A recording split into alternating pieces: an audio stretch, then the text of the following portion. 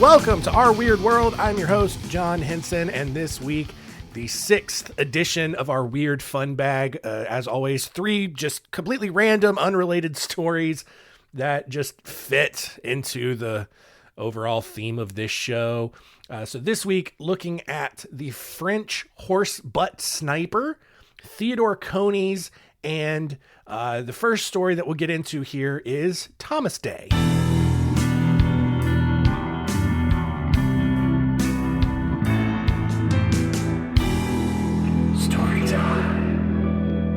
All right, so a little bit different here. So Thomas Day is celebrated worldwide every year on June 31st, right? So it's about 2 months away right now. And it highlights all of the people named Thomas in our lives, right? My grandfather, his name was Thomas. He actually celebrated this every year by basically just yelling at people who mildly perturbed him, which is really just what he did in general. He was very scary in that regard. He was always just kind of angry.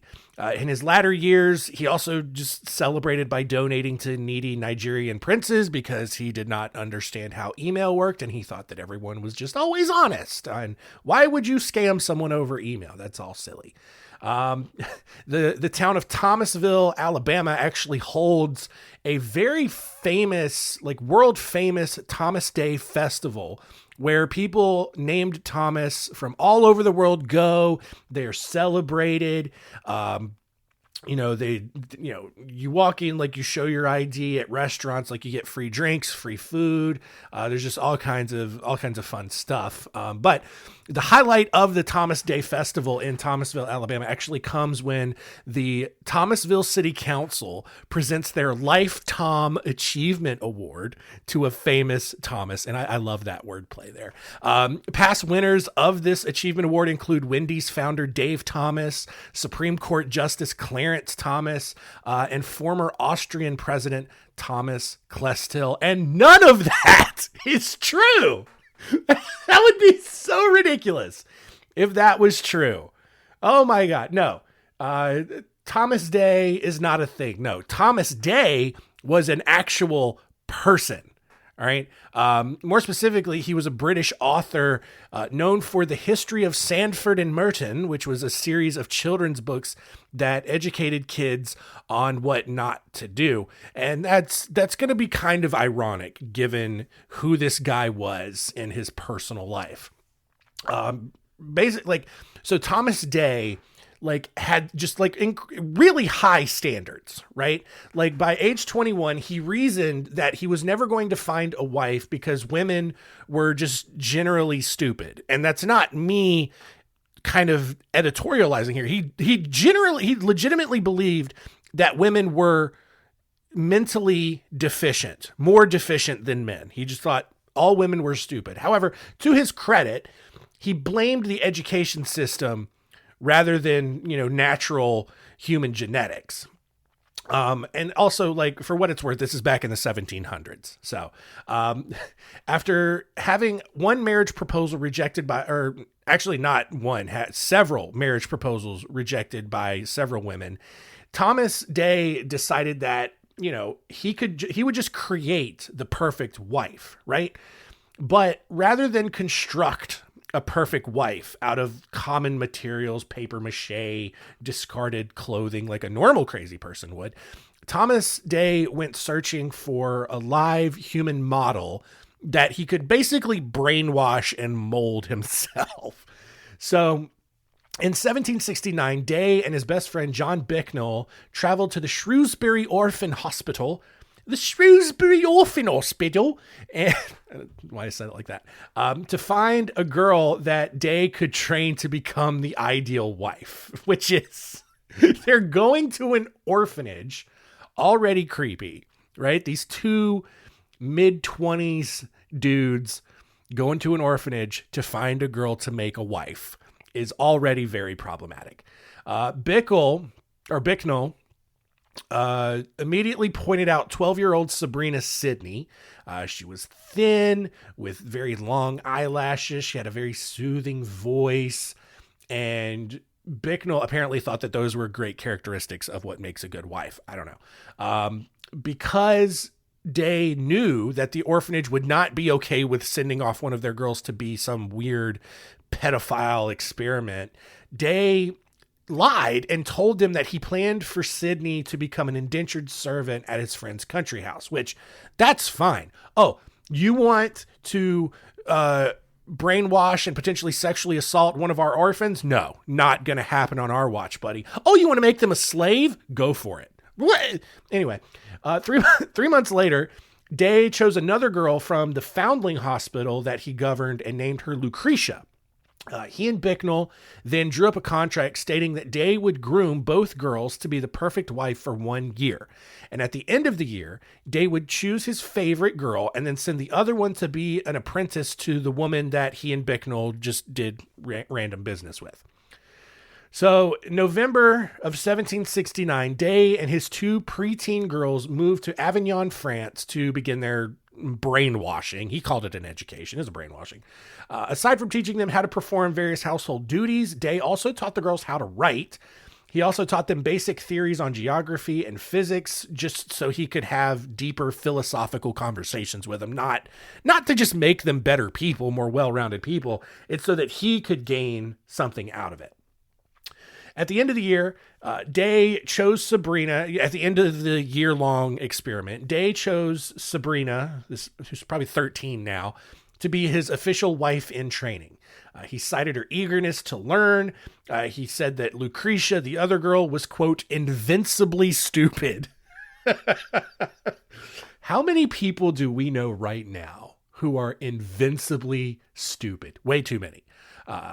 Day, after he picks his wife, he then turned up the experiments, like just goes hardcore now, to test Sabrina's mental fortitude, because he believed that a good woman should be able to handle anything that life throws at her, no matter how ridiculous. So he started by forcing her to get more and more accustomed to like unexpected loud noises. And to do this, he would just fire his pistol at her at point blank range without telling her he was firing blanks. He would just walk up and point his gun at this poor girl's face and shoot it. Or maybe not at her face, because like a blank, I think, still shoots something, but like still like press it up against her and fire it and make him think that he was about to murder her. But like he didn't tell her he was shooting blanks or anything. So like that's probably mentally distraughting. That's that a word? I don't know. I am like, I think I have like a head cold right now, and just my brain is very hazy, and it's fun. It's probably COVID, if I'm being honest. Everything's COVID. It's just to what degree do you have COVID now? And that's the world we live in. Thanks, China. Anyway, he would, when he wasn't firing his gun at her, he would drop hot wax on her back and arms. He would prick her with pins. He would make her go out and wade into a freezing pond and then tell her to get out and sit in the sun until her clothes dried, which I don't know what that's supposed to do for you. To cap it off, Day then gifted her a box of luxurious silk clothes and then demanded that she throw each one of them into the fire. That's so psychotic. That's so... Man, it's so... Like, just imagine giving your wife, just like a really nice, dress or like a real cute teddy bear or something, and then just being like, no, throw it in the fire now. You don't get it. You don't get joy. You don't get happiness. Throw it in the fire. Whore. Anyway. Not surprisingly, Sabrina began to complain about Day's unique training techniques. And after some of Day's friends told him that living with a teenage girl was a little odd and suspicious, Day realized, I don't know if he just didn't realize, he looked like a pedophile at this point, but whatever. So once some of his friends pointed that out, he sent her off to a boarding school for 3 years. After bouncing around various apprenticeships where Day instructed the host families to continue breeding Sabrina to become the perfect wife, Sabrina returned to live with Day where he chose her outfits and taught her how to be frugal. So she's probably 16, 17 at this point. The two were finally engaged to be married in 1775 because Day had apparently trained her how to forget to say no, right? like you think she had a choice in this, or was she just like, or was Day just like, all right, we're getting married now. Here's your ring. And like, do you think the thought ever crossed her mind to be like, no, I'm good. Like, or maybe she's like, maybe now it won't get worse. Who knows?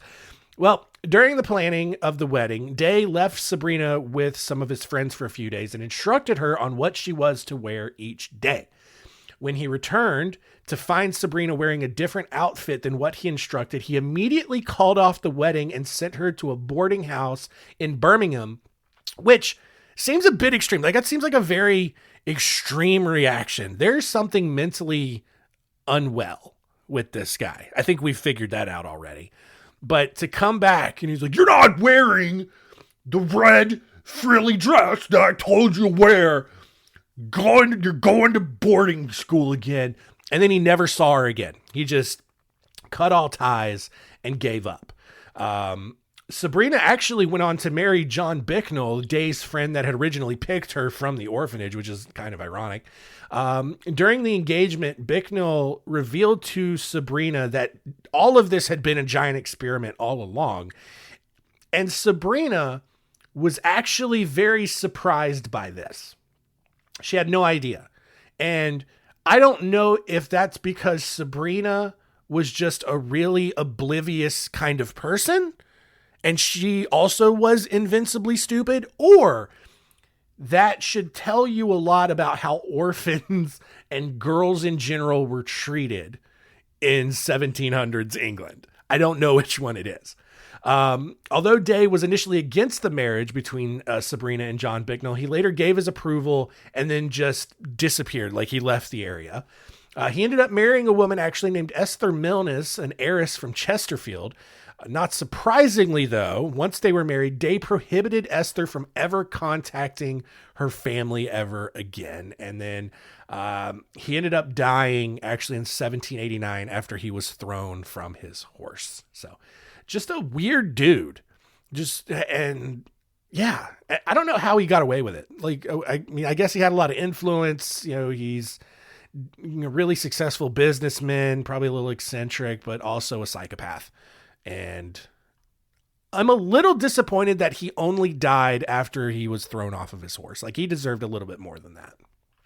Our next story here, fast forwarding to 1915, and in a piece of no man's land during World War I, the opposing sides had been fighting for days, and like, the battle wasn't necessarily over, but it was moving to a new, less destroyed part of the European countryside. And so while the British and German troops regrouped for the next battle, a group of French soldiers saw the open landscape and thought it was as good a place as any to set up camp. Now, among the dead bodies and the ripped up barbed wire and the charred foliage and the destruction of war, among all of that were just these piles of dead horses, because it's World War I. There's not as many tanks, and so people were still using horses. You know, it was that weird transitional war where a lot of countries were still using the old timey, war tactics, line up soldiers and horses and just go fight it out. But then there was also new technology like airplanes and tanks that were just decimating people.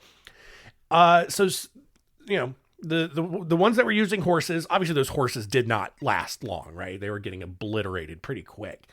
And so some of these carcasses were pretty fresh, but some others were stricken with rigor mortis. They were bloating in the sun. And a French soldier, of course he was French, he saw this and he had an idea that one of these horses would make for a perfect sniper nest. So rather than, burying himself inside the horse carcass like Luke Skywalker in a tauntaun, the French began constructing paper mache horses that looked like a hollowed out, rotten horse carcass. So already smart decision there, right? Because you probably thought that the French were literally just getting inside these dead horses and then poking their gun out. Where would they poke the gun out? The butthole? Got to be the butthole, right?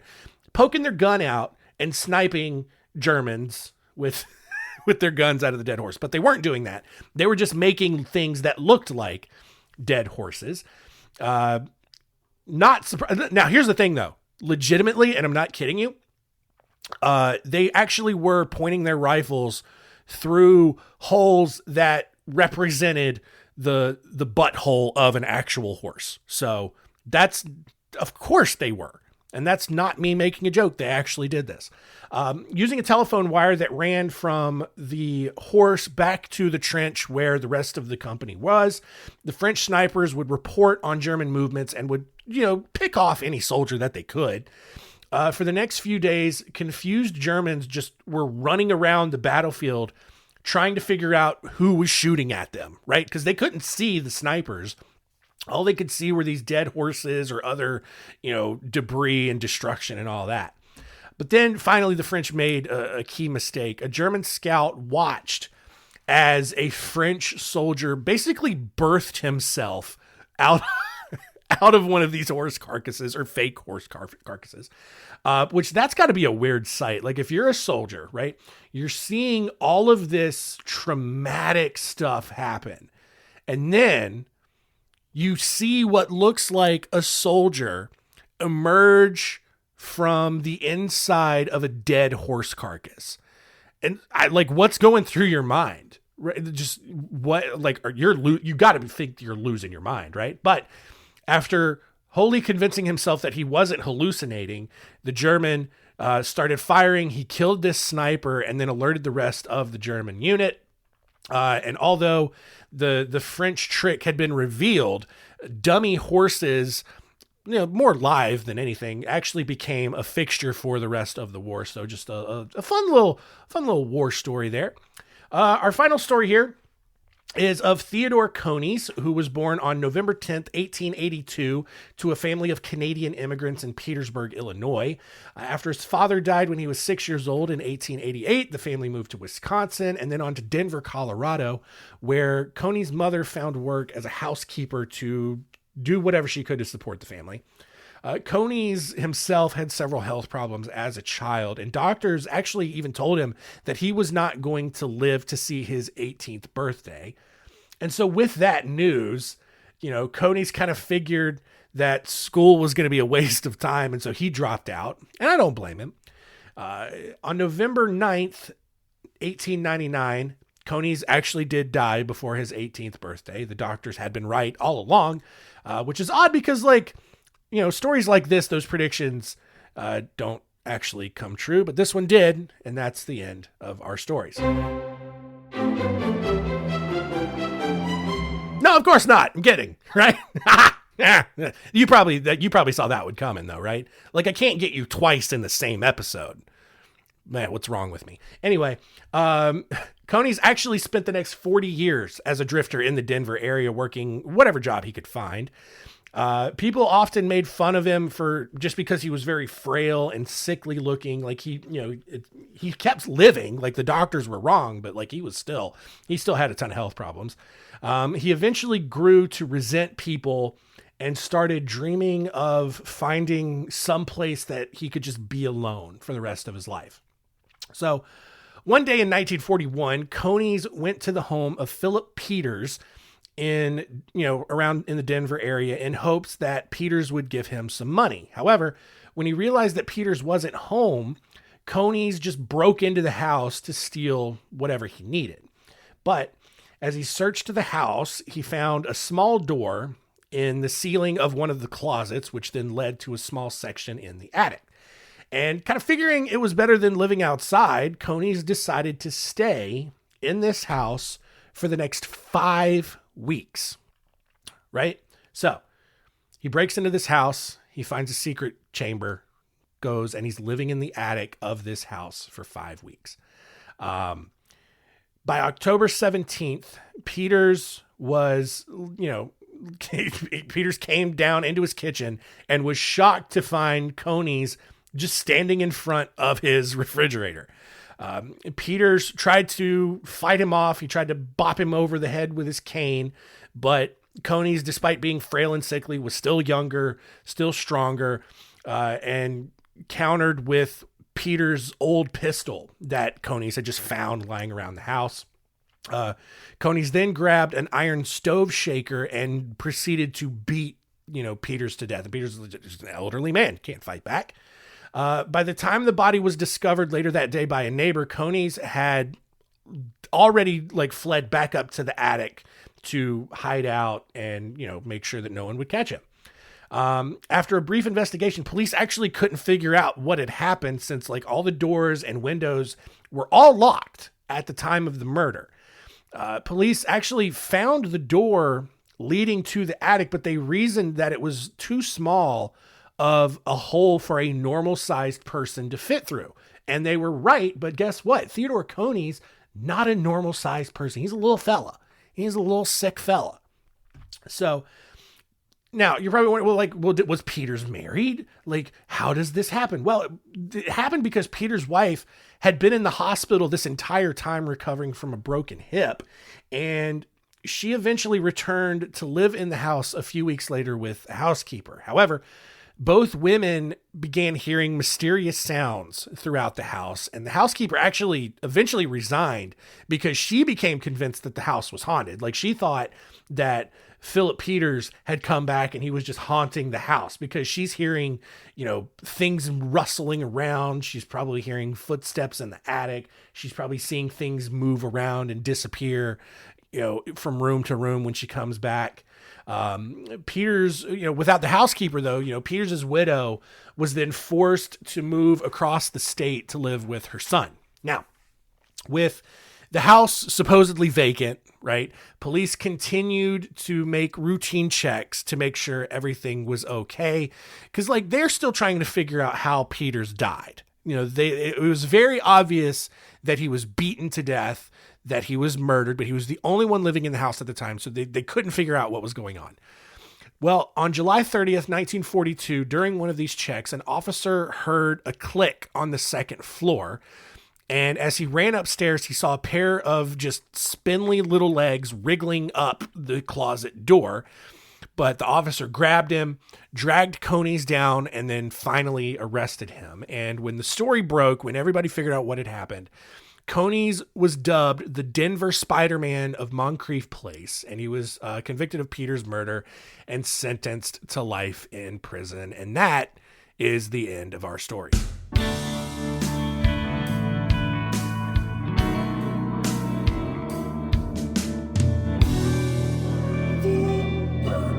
All right, weird fun bag number 6 in the books. I actually relate to that Thomas Coney or Theodore Coneys story a lot more than most people. Back when I lived in Goldsboro, I would go on the weekends and help my mom clean the chiropractor office where she worked just to make a little bit of money. And, it would usually be on a Sunday afternoon, Sunday evening, maybe do it on a Saturday evening or whatever, because I didn't have a life or anything.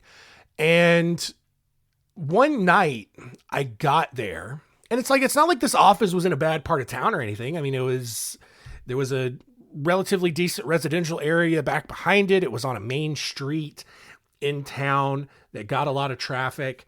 But yeah, I was in there one night. I was cleaning it, and I felt like I heard something, some noises upstairs, right? Not necessarily footsteps of someone walking around, but how you might step on the floor and the wood might pop or creak a little bit. I felt like I heard that. But again, it's what are the odds, right? And so I just told myself, it's probably just the building kind of settling or expanding or contracting because of the heat or whatever. And I was just I didn't really think a lot of it. But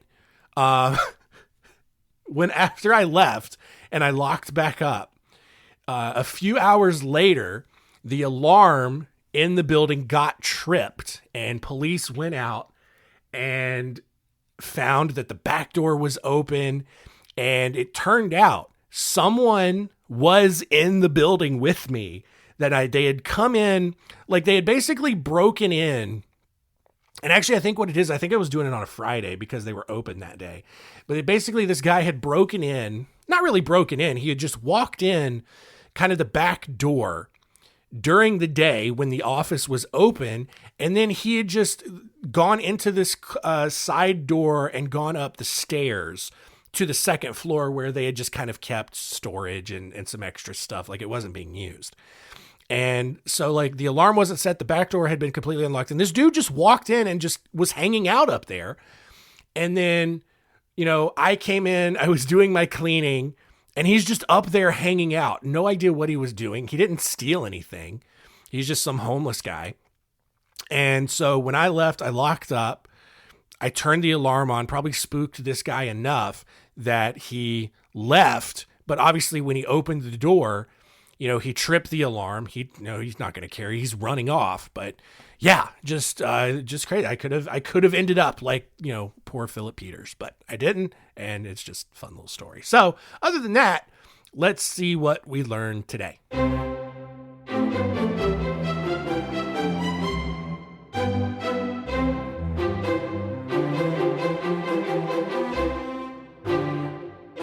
What did we learn? Number one, Thomas Day is not like a holiday or anything. It's just the name of this guy, this psychopath who wanted to brainwash a girl into becoming the perfect wife. Was he a pedophile? Maybe. I don't know. He's just a weird dude. Very weird dude. All right.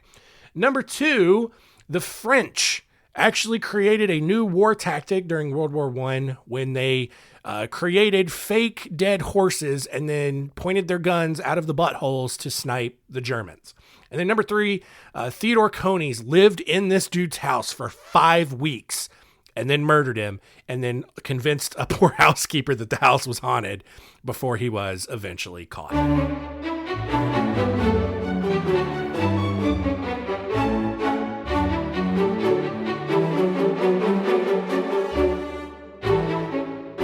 Next week on Our Weird World, we're getting paranormal with not necessarily ghosts or cryptids or maybe even aliens, but just some weird phenomenon that happened in the sky.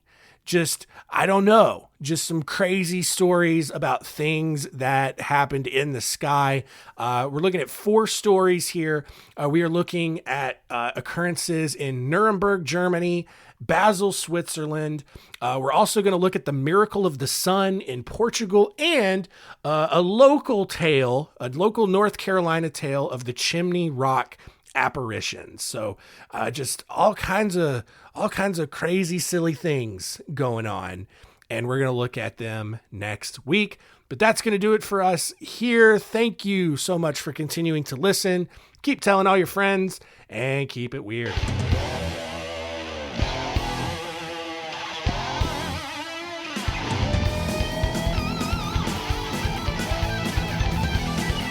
She tried to hide it by the faded denim clothes she wore, but I knew she'd never been inside a bar before, and I felt like a peasant who just had met a queen, and she knew I saw right through those tight-fitting jeans. I asked her, "What's a woman like you doing here? I see you're used to champagne, but I'll buy you a beer." She said, "You've got me figured out, but I'm not what I seem. And for a dance, I'll tell you about these tight-fitting jeans." She said, "I married money. I'm used to wearing pearls, but I've always dreamed of being just a good old boy's girl.